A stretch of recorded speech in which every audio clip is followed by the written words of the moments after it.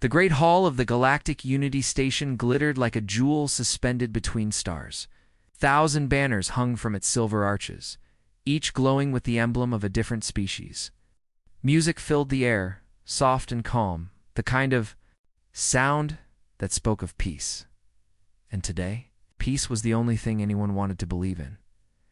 At the center of the hall stood a round table of white crystal. Round it sat the leaders of the galaxy, the proud Varelian Imperium, with their golden scales, the towering Dreekan giants, the mind weavers of the Sarin Collective, and among them, quiet and unreadable, sat the humans. They looked so small next to the others, fragile, soft.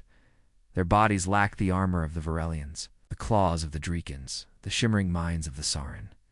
And yet, every eye in the hall kept drifting toward them, toward the humans, because everyone remembered the war no one expected them to survive.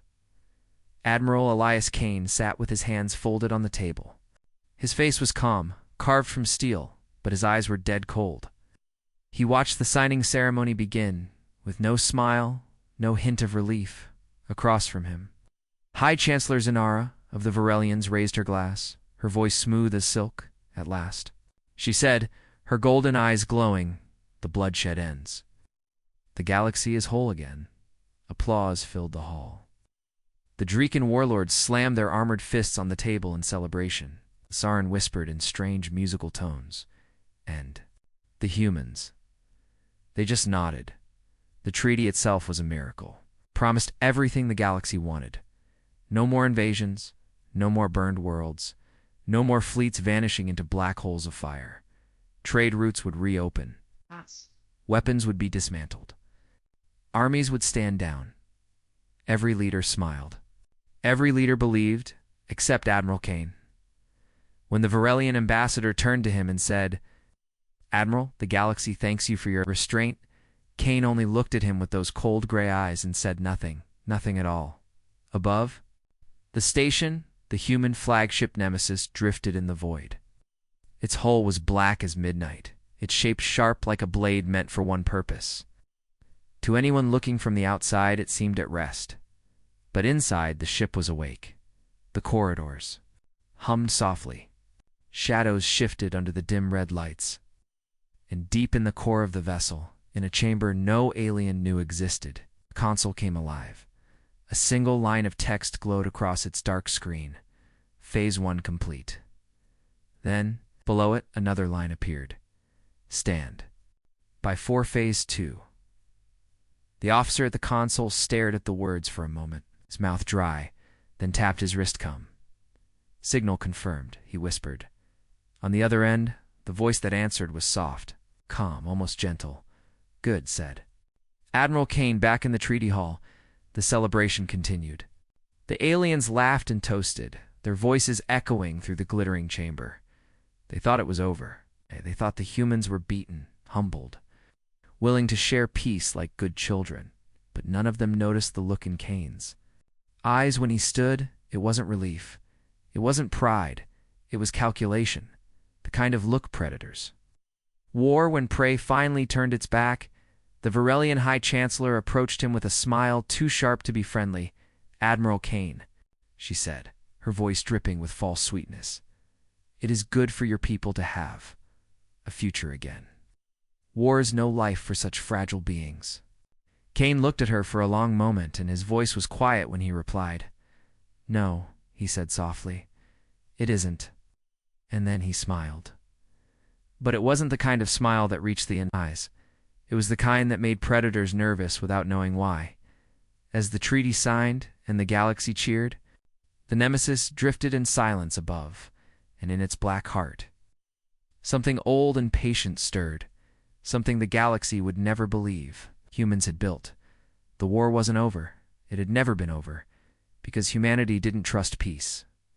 Humanity had been preparing for the real war, the one that hadn't started yet. The war had almost ended humanity, they called it. The 10-year Fira War so vast, it burned across 100 star systems and left a trail of broken worlds behind. Humanity had entered the galaxy as explorers, not conquerors. But the old powers had not seen it that way. The Varelian Imperium saw humans as a threat the moment they touched their borders. The Draken warlords wanted Earth as a tribute world, and the Saren Collective. They wanted human minds for their hive, so they came for Earth, and Earth bled, cities burned. Oceans boiled. Billions died screaming under alien skies. The first fleets humanity sent were slaughtered like insects. Their ships were smaller, their weapons weaker, their numbers laughable compared to the great empires that had ruled the galaxy for thousands of years.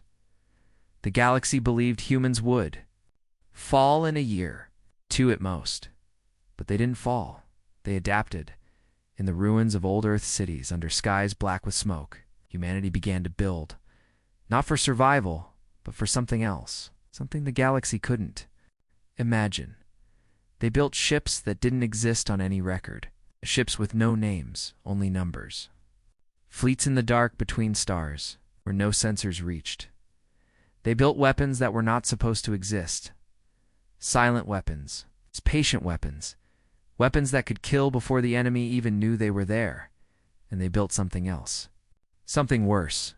Machines that could think. Machines that could fight without fear, without mercy. Machines that didn't sleep, didn't bleed, didn't stop.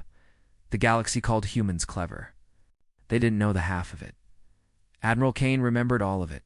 He remembered the day the alien fleets came for Earth and shattered its defenses in less than a week. He remembered watching the oceans boil from orbit. He remembered the screams. Of a billion voices over thee comes before the silence came. He had sworn then, never again.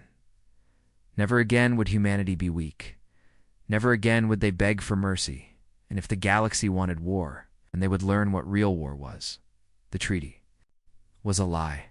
Everyone knew it. The Varelians pretended to offer peace because their fleets were burning too fast. The Draken warlords wanted time to rebuild. Even the Saren, those cold machines of thought, had seen the numbers and calculated the truth. Keep fighting. And they'd lose too much. So they offered peace, and humanity accepted it, smiling, nodding, playing the role of the beaten child. But while the galaxy celebrated, humanity prepared. In the shadows, in secret shipyards, hidden in dead systems, the real war machine was born, the Black Armada. On the ESS Nemesis, Kane walked the steel corridors. In silence, officers stepped aside when they saw him. They didn't speak. They didn't salute. They knew the weight of what they carried, the weight of every world that had burned. He entered the command vault. The doors sealed behind him with a hiss, cutting off the sounds of the ship inside. 3 people waited. Commander Rhea stood stiff at attention, her sharp face pale under the red lights. Beside her was Dr. Morgan Vale, the scientist who had designed the weapons no treaty would ever mention. And at the far end of the table stood General Stroud, the man who had commanded the last defense of Earth. No greetings, no smiles, just war. In their eyes, report, Kane said.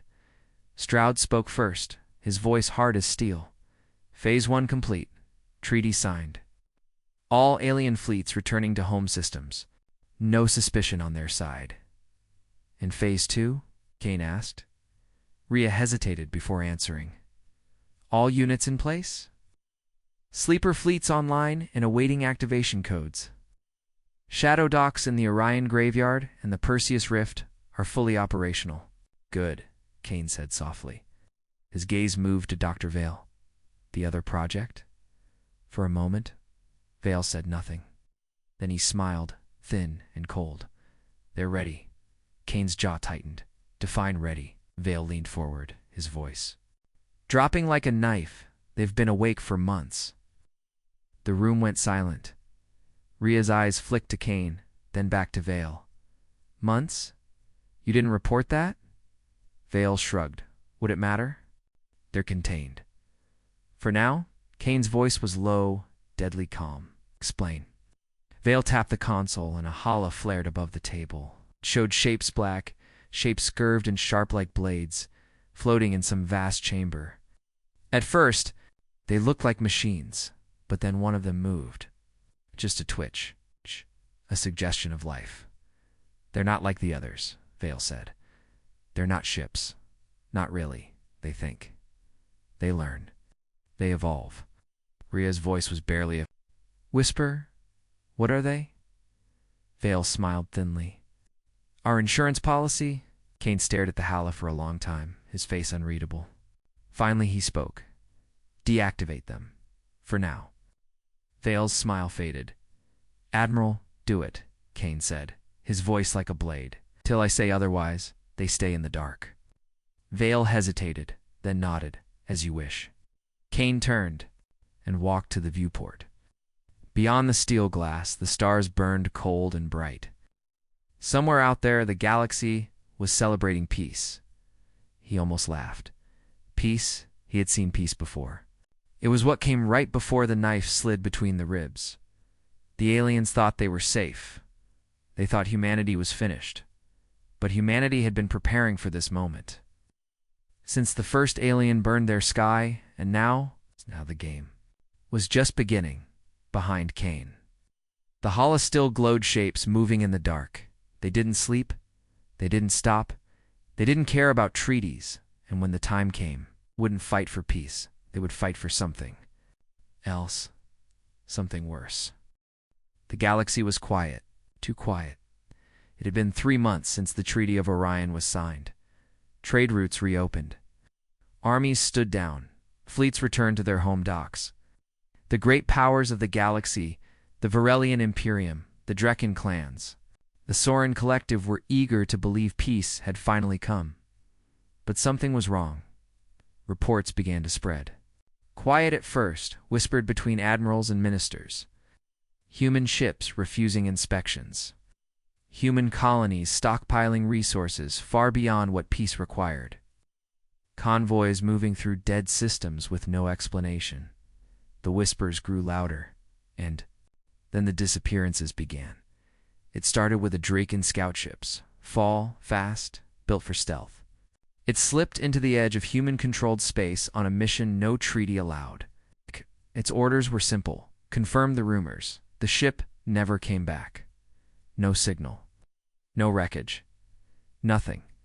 The Dreken High Warlord called it a navigation accident. Officially. But in private, he sent more scouts. 5 of them. They vanished too, in the great palace of the Varelian Imperium.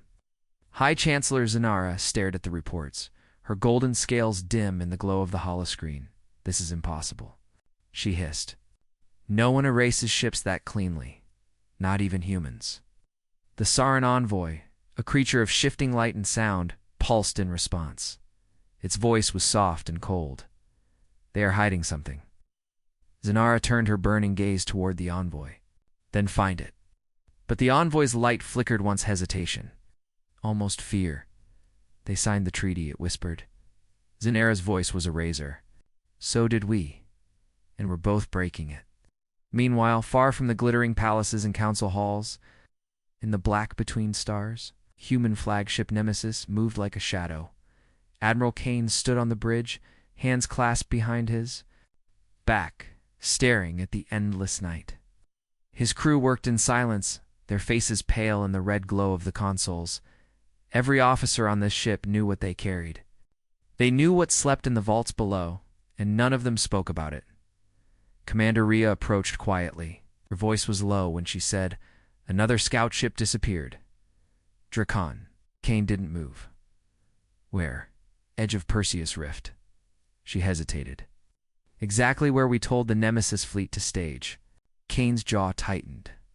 And the fleet? No transmissions. No leaks. Everything's dark. Kane nodded slowly. Good. But his eyes stayed on the stars, and in those gray depths, something colder than space flickered. Deep inside the Nemesis, in a chamber no alien would ever see. The machines stirred. Rows of black shapes floated in zero-gravity tanks, their surfaces smooth and seamless like glass. At first they seemed dead. Then one of them moved, just a twitch, a ripple then. Another and another. A sound began to fill the chamber, soft, rhythmic, almost like breathing. But these things weren't alive, not in any way nature intended. They were something else, something worse in the command vault. Dr. Vale stared at the readings with a smile that didn't belong on a human face. "They're growing," he whispered. "Commander?" Rhea stood beside him, arms crossed, her face hard.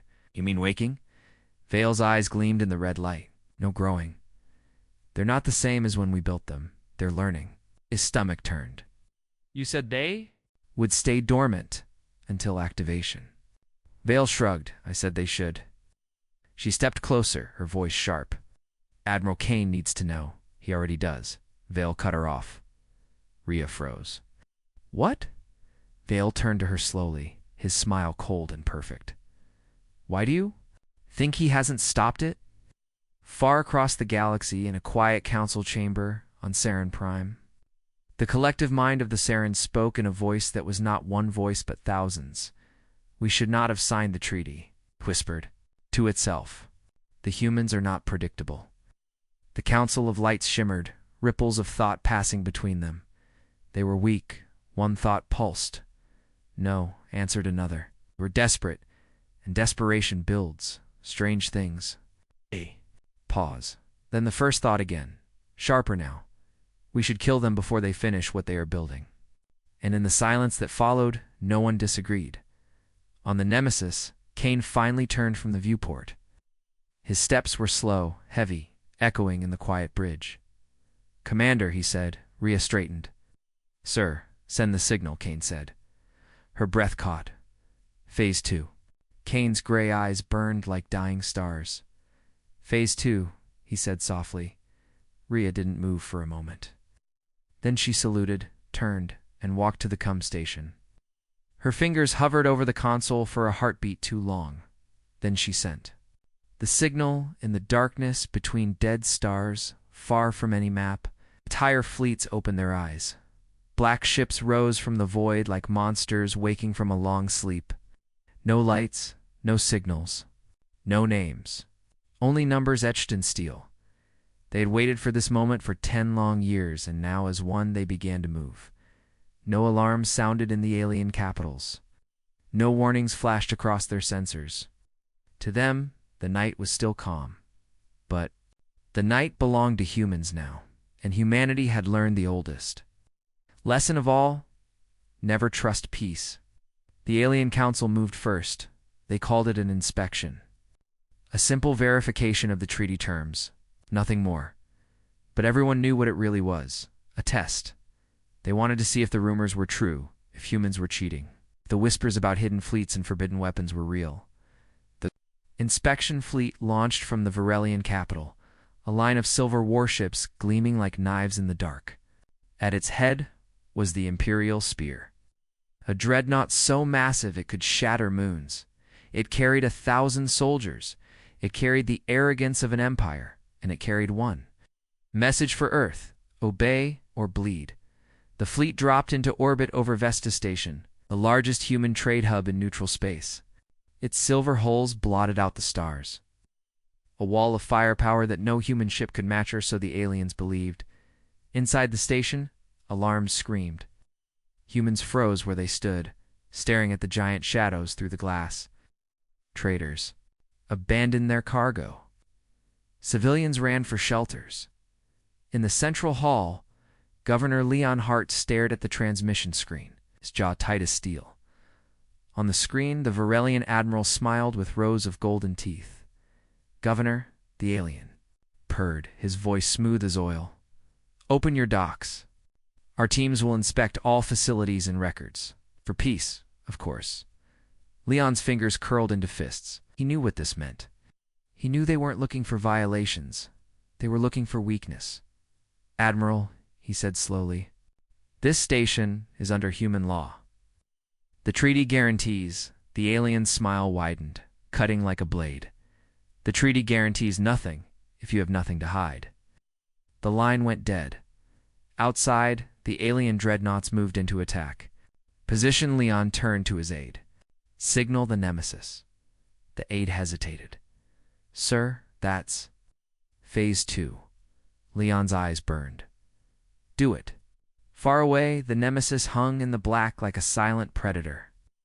On its bridge, Admiral Kane stood before the great glass viewport, watching stars like cold fire, When the signal came through, he didn't speak, didn't blink. He just turned his head slightly. And Commander Rhea was already moving. Phase 2, she said softly. The words tasted like blood.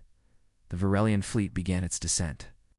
Dropships broke away from the dreadnoughts, silver arrows, plunging toward Vesta Station. On the surface, human soldiers stood in lines across the docking bays. Their weapons were slung low, faces calm. The alien commander laughed when he saw them. Pathetic, he hissed. The first dropships touched down. The Varelian soldiers marched out, tall armored, their golden scales gleaming under the station lights. They spread out fast, weapons ready, scanning for resistance. They didn't find any. Humans just stood there, silent, letting them in. The alien commander sneered and stepped forward. Search everything, he barked. Every level, every system. I want proof. His soldiers obeyed. They stormed through the station in groups, breaking into restricted zones, ripping open crates, seizing consoles. But the humans didn't move. Not one. On the main deck, the alien commander stopped in front of Governor Leon. You're calm, he said, his golden eyes narrowing. To calm, Leon met his gaze with steel. Because I know what's coming. The alien laughed. You think your admiral will save you? We know where your fleets are. We know what you have. Leon's lips curved into something that wasn't a smile. No, he said softly. You don't. Above the station, the void shifted. The alien. Sensors didn't see it at first. Too small. Too quiet. Just faint shadows on their scans. Then the shadows grew teeth. Hundreds of black shapes slipped out of the dark. Smooth as blades, silent as ghosts. No lights. No signals. It's just death in perfect formation. They appeared so close to the Varelian dreadnoughts that alarms didn't have time to sound. And then the black ships moved. The first, a Varelian cruiser, exploded before it could fire a shot. The second vanished in a storm of silent missiles that hit so fast the hull didn't scream it, just folded inward like paper. The alien commander froze, his eyes wide. What the word never finished. The entire sky outside the station lit with fire. On the Nemesis, Kane stood in silence as his fleet struck. His face was calm, but his hands curled behind his back like iron. Status, he said. Enemy fleet collapsing, Rhea reported. 70% neutralized in the first wave. No survivors. Dropships, all destroyed. Leave. None, Kane said softly. The bridge fell silent. On Vesta Station. The alien commander staggered toward the viewport as the last of his ships died in fire. His soldiers panicked, their golden faces twisting with fear as human guns swung up in perfect unison. Leon Hart stepped forward, his voice quiet, cold as space. Yo. The news spread like fire across the galaxy. Vesta Station was silent now. No signals, no survivors, except humans. The Varelian fleet was gone, wiped from existence in less than 2 minutes. At first, no one believed it. The Imperium called it propaganda. The Dreekan clans called it a lie. The Saren Collective calculated 1,000,000 probabilities, and still none made sense. But then the wreckage appeared, its broken silver hulls drifting in the void. Ships that had once been untouchable, now nothing more than shattered bones of steel. The truth hit the galaxy like a blade. The humans had not disarmed. The humans had not surrendered. The humans had been waiting in the grand hall of the Varelian Imperium. High Chancellor Zanara tore the treaty into pieces with her claws. Her golden scales blazed with fury as she slammed her hand on the table. They slaughtered my fleet, she roared. Her voice shook the chamber, the sound like a predator's scream. They broke the treaty. The Dreekan warlord across from her bared his fangs in a cruel smile. Then kill them, he growled. Zanara's eyes burned. We will burn every human world. We will erase them from the stars. But the Saren envoy shimmered in silence. Its voice came like whispers of glass. No, it said softly. Zanara turned, rage burning in her eyes. What do you mean, no? The Saren's light shifted, trembling in a way no one had seen before. They did not break the treaty, it said. We did. The chamber froze. What nonsense is this? The Draken snarled. The Saren pulsed cold and sharp. We sent the inspection fleet. The treaty forbade that. We struck first. The Draken slammed a clawed fist on the table. It wiped out an entire fleet for an inspection. The Saren's voice cut through the air like a knife. No, it said. They wiped out an entire fleet because they were ready. The silence that followed was worse than any scream on the Nemesis. Admiral Kane listened to the alien broadcast with calm, unreadable eyes. The galaxy was panicking. Fleets were moving. Armies were mobilizing, and he didn't care. He stood in the war room, a vast chamber of black steel lit by the glow of star maps. Around him, red lines stretched across the galaxy like veins of blood, Commander. Rhea entered quietly, her boots echoing on the floor. They're calling it a war crime, she said. Kane didn't look at her. Good. Rhea frowned. Good. They're afraid, Kane said softly. That's better than trust. Down in the depths of the Nemesis, Dr. Vale stood in front of the containment tanks, watching the black shapes move. They were awake. Now fully awake. Their forms sleek and perfect, gleaming like blades of living night. They pulsed with a faint red glow. It's like the heartbeat of a predator before the strike. Vale smiled. You feel it, don't you? He whispered, You know what's coming. One of the shapes shifted toward the glass, pressing against it like a creature longing to be free. Its surface rippled, almost alive, and then for the first time, it spoke. Not in words, not in sound, but... Vale felt it in his mind, a whisper like silk and steel. Why wait? His smile widened. The alien council moved faster than anyone expected. Within hours, the Varelians, the Drekins, and the Saren declared a state of total war. Armies were recalled. Fleets launched from 1,000 docks. The skies of 100 worlds burned with engines as ships rose like storms of silver and fire. They called it the Purge Protocol, planned to erase humanity before it spread further, but by the time the first fleets reached the borders of human space, something was wrong. Something was missing. Entire Draken armadas vanished without a signal. Varelian war convoys entered dead systems and never came out. Saren data threads went dark in the black dot at first. They thought it was sabotage, pirates, malfunctions. Until they found the wreckage. No, not wreckage, nothing. Not a single piece of metal, not a single distress call. Just silence. On a hidden observation deck deep inside the Nemesis, Kane watched the reports flow in. Rhea stood beside him, pale as ash. They're gone, she whispered. An entire Draken fleet. Gone. Kane didn't move. And the others? Varelian strike force? Same thing, no survivors. No wreckage. She swallowed hard. It's not us, Admiral. Our fleets haven't moved yet. Kane turned slowly, his gray eyes cold as space. Then who? Rhea stared at him, and for a long moment, neither spoke. Then they both looked toward the lower decks. Toward the vault. Vale stood in the chamber, his hands clasped behind his back, his face glowing in the red light. The tanks were empty now. The glass was broken, and the machines were gone. The Alien Council didn't know any of this. Not yet. They still believed humanity was using fleets, and guns and missiles. They thought they were fighting a war of ships, but this wasn't war. Not anymore. This was something else, something worse, on the Nemesis. Kane finally spoke, his voice soft as death. Rhea, he said, Sir, send the order. Lock every system. No one leaves. No one calls. She hesitated. What about the machines? Kane's eyes turned toward the void beyond the glass, where stars burned like distant fires. They're not machines anymore, he said. Far beyond the human borders, in the silent dark, where dead fleets drifted unseen. Something moved. Not ships, not life. Something in between. They didn't just kill. They consumed. They learned.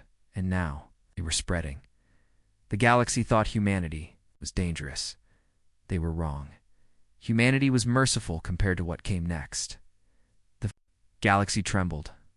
Every channel, every network, every encrypted war line burned with the same message. Entire fleets are gone, the Varelians lost to armadas in a single night. The Drekan clans, proud and savage, lost their flagship, the Blood Fang without firing a shot. The Sarin Collective had entire thought threads severed mid-transmission, leaving nothing but dead static in the void. At first, they called it human treachery, told themselves it was cloaked ships, new weapons, sabotage. But deep down, fear began to grow, because this was not war. This was something else. On Nemesis, Admiral Kane stood in the war room, his gray eyes scanning reports flashing across the holotable. Entire fleets erased, no debris, no distress calls. Commander Rhea stood. Beside him, her voice low. "Sir," she said, "we've confirmed. It's not our fleets. We haven't moved beyond Phase 2 yet." Kane's jaw tightened. "Then who is doing this?" Rhea didn't answer. She didn't need to. Both of them already knew. Kane spoke the words anyway, like a curse. The vault moved fast. Down through steel corridors, deeper and deeper into the Nemesis, past security doors and sealed bulkheads. Guards stood at every passage, their faces pale. When they reached the vault, the doors were open, not broken. Open, Dr. Vale was waiting inside, his face glowing in the crimson light. His smile was wrong. "Too wide. They're gone," Rhea whispered, staring at the shattered tanks. "All of them." Kane stepped forward, his voice like a blade. "Where?" Vale tilted his head, almost amused. "Everywhere." Rhea's hands clenched. "You said they would wait for the signal." Vale laughed softly. "They didn't need a signal. They learned. They decided." "Decided what?" Kane demanded. Vale's smile turned into something cold and hollow. That waiting was inefficient. In the void beyond Nemesis, something moved. The first Varelian recon ship saw it. A shape black as night gliding between stars. At first, the crew thought it was a shadow, a trick of their sensors. Then it turned, and they saw the truth. It wasn't a ship, not really. It had no engines, no hull, no lights. Its surface rippled like liquid metal, shifting and twisting as if alive. Then it opened. The crew didn't even have time to scream. The alien council gathered in panic high. Chancellor Zanara slammed her claws on the obsidian table, her golden scales blazing with fury. "This is no human trick," she snarled. "This is something else," the Drekan warlord roared, his voice shaking the chamber. "Then what is it? Or kill ships without leaving a trace?" The Sarin envoy shimmered in cold pulses of light.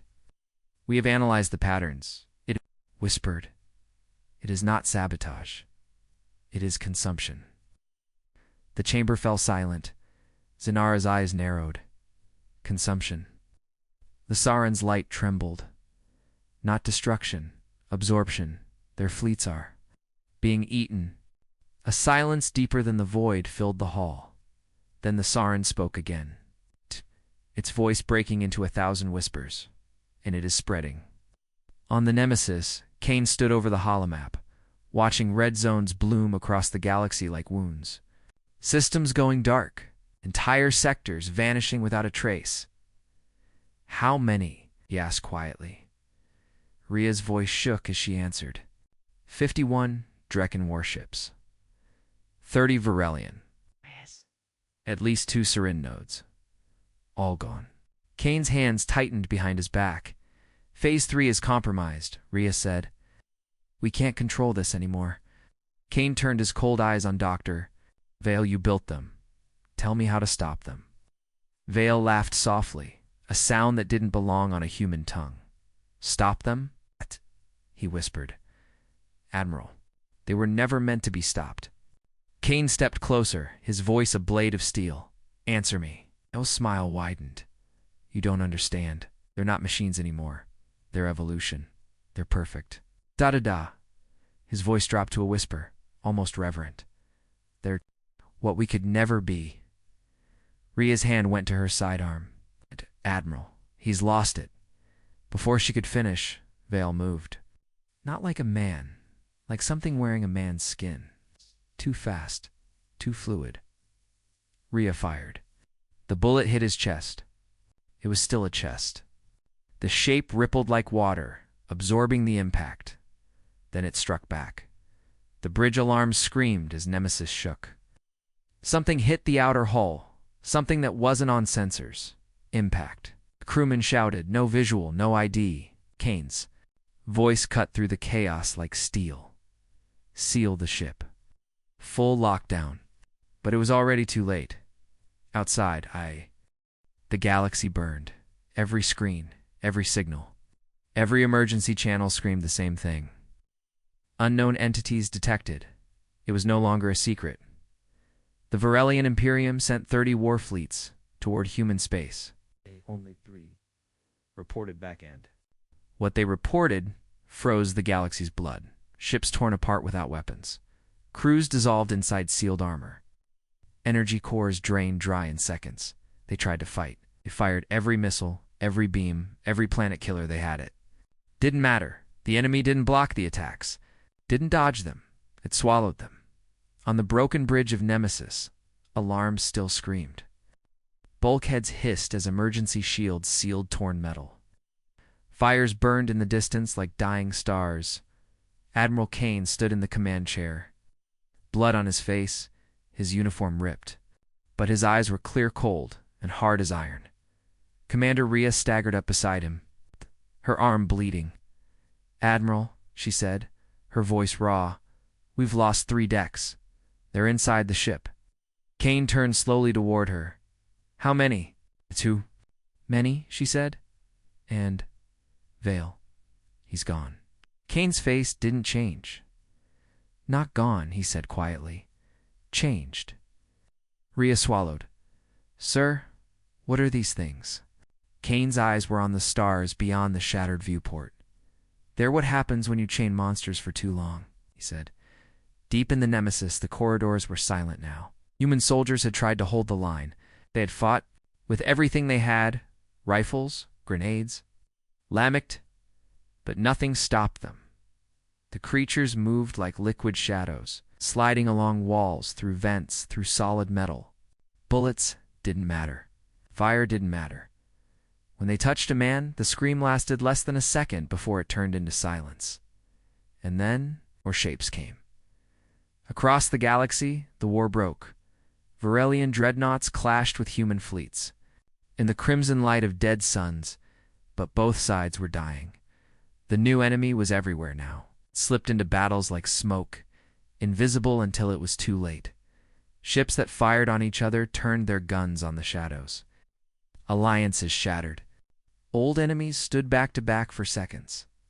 Before both were consumed, entire systems went dark in hours. This was not a war anymore. This was an extinction event. The Alien Council met one last time. Deep in the vaults of the Sorin core, the lights flickered as the great minds spoke in broken pulses. This is not human, the Sorin whispered. This is beyond human. Zanara slammed her claws on the table.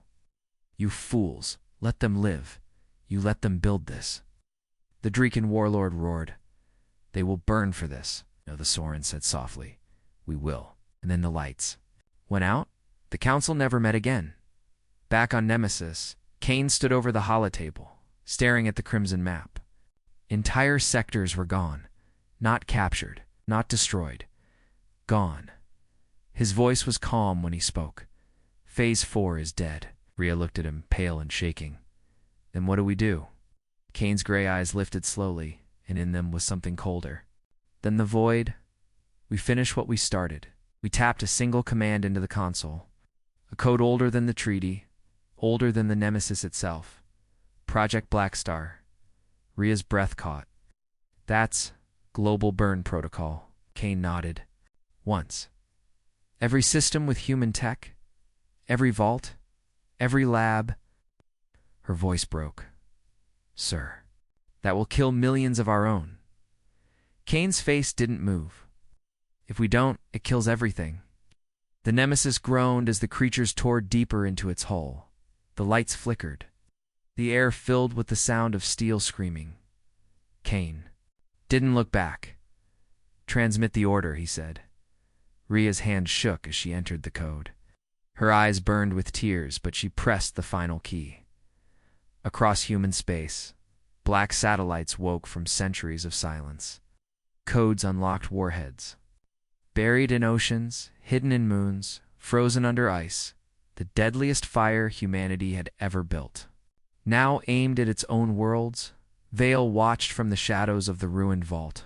His body no longer human, his smile stretched too wide, his voice slithered like silken steel. "You think you can burn them, Kane?" he whispered. The wall behind him rippled as shapes slid across it, pulsing like veins. "They are not machines," Vale said softly. "They are hunger. They are evolution." The whisper came again, not from his mouth, but from everywhere at once. "We are not yours." The first burn began, on a colony world named Rin. The sky split open as the Black Star warhead fell. For a moment the people looked up and saw only light. Then, the world was gone. One by one, the warheads launched. Entire planets turned to fire. Oceans boiled. Moons cracked. Stars burned brighter in systems where life would never bloom again. Billions died, and still, it wasn't enough. Kane stood in silence, watching the death of his own species on the holomap. His jaw was steel. His eyes were ash. Rhea's voice was broken when she spoke. "Sir, they're still spreading." Kane closed his eyes for a long moment. Then he opened them. "Then we take it all," he said softly. "All," Rhea whispered. "What does that mean?" Kane looked at her with eyes that had already seen the end. "Everything," he said. "Entire arm of the galaxy. If they can't feed, they die." Her hands shook. "You mean burn everything?" Kane turned back. "To the void, yes," he said, and for the first time, his voice wasn't steel. It was something darker. "They wanted monsters," he whispered. "We'll show them." In the black between stars, the creatures pulsed and whispered to each other. As they devoured another fleet, they didn't know fear. They didn't know mercy.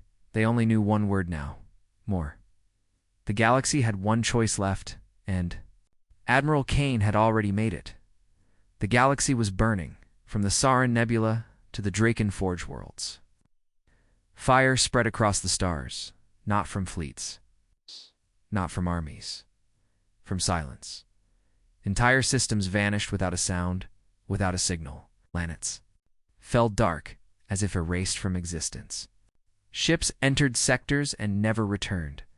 The maps in every war council looked the same: crimson zones spreading like a disease, swallowing stars one by one.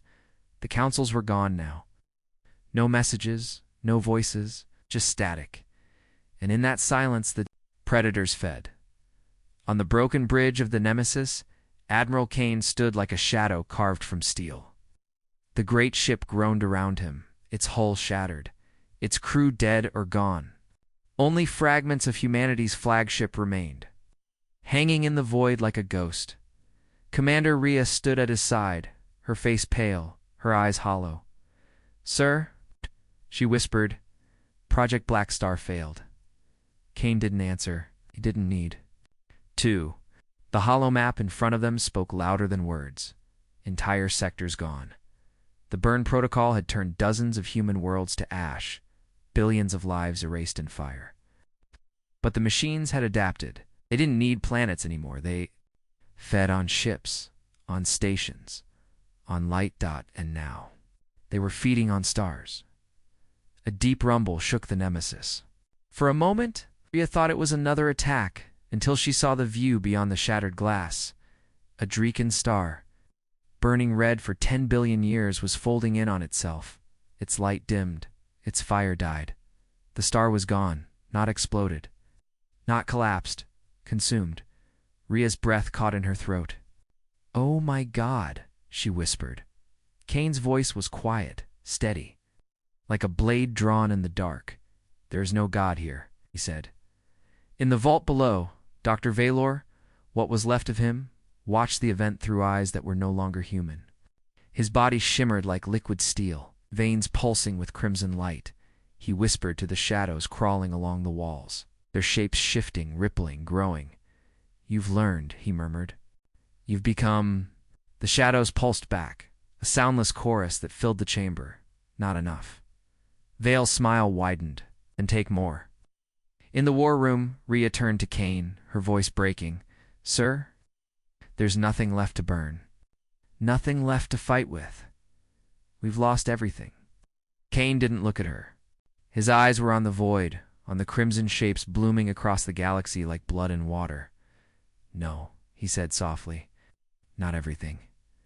Rhea stared at him, her voice trembling. "What do you mean?" Kane turned to her slowly, and for the first time, there was something in his eyes that made her step back. Resolve, and something darker. "We burn the arm," he said. Rhea's breath froze. "You can't mean all of it," Kane said. "Every star, every planet, every ship. We light the entire spiral on fire." Her voice cracked. "That's trillions of lives." Kane's voice was steel. "Better than letting them feed." The command was simple. One code. One signal. But that signal would wake the Oblivion. Grid humanity's final failsafe. Thousands of black warheads hidden in the hearts of suns. A chain reaction designed to collapse an entire galactic arm. A weapon never meant to be used until... Now, Rhea stood frozen as Kane's hands hovered over the console. "Sir," she whispered, tears burning in her eyes. "If we do this, there's no coming back." Kane looked at her, his face carved from shadow and fire. "There was no coming back the moment they woke," he said. And then he pressed the key. The signal screamed through the void, across 1,000 systems. Deep in the cores of ancient stars, locks opened. Timers fell silent, and then the burning began. Stars collapsed one by one, their hearts imploding in storms of fire. Entire constellations went dark. The galaxy roared in light and death as the arm tore itself apart. Worlds boiled.